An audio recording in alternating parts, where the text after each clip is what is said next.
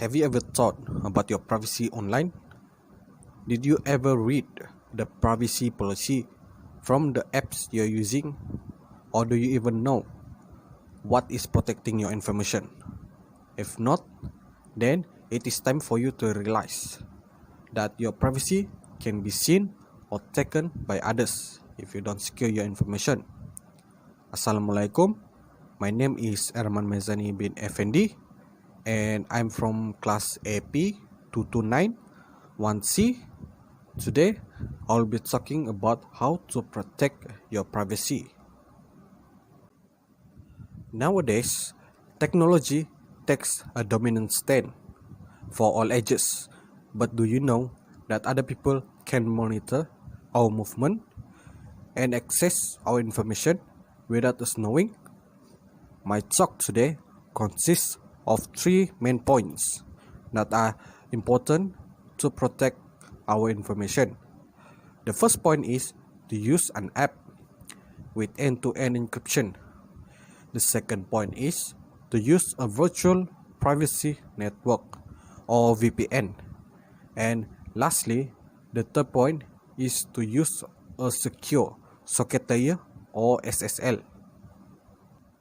The first point is using an app that provides end-to-end encryption or E2E, also known as E2E encryption.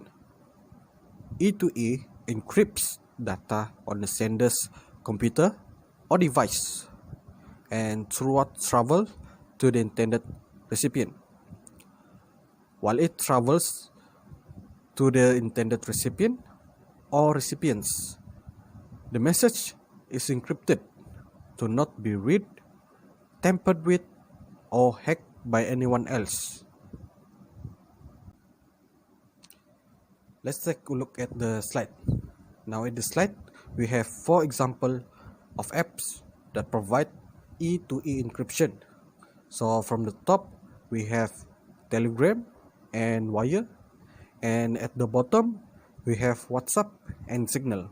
So in Malaysia, we usually use Telegram and WhatsApp. Now, let's move on to the next point. Now, I would like to talk about the second point, which is use a virtual private network or VPN. Or VPN is the easiest and the most effective way for people to protect their internet traffic and keep their identities private online. As you connect to a secure VPN server, your internet traffic goes through an encrypted tunnel that nobody can see into, including hackers, government, and your internet service provider or ISP. Finally, my last point is using a secure socket layer or SSL. SSL is an encrypted based internet security protocol. In order to provide a high degree of privacy, SSL encrypts data that is transmitted across the web. It means that anyone who tries to intercept this data will only see a garbled mix of characters that is nearly impossible to decrypt. Now, let's take a look at the picture. The picture shows the step on how to get a secure connection with the web server. So the first step is it will check the IP address of the web server, and then it will request secure connection with the web server.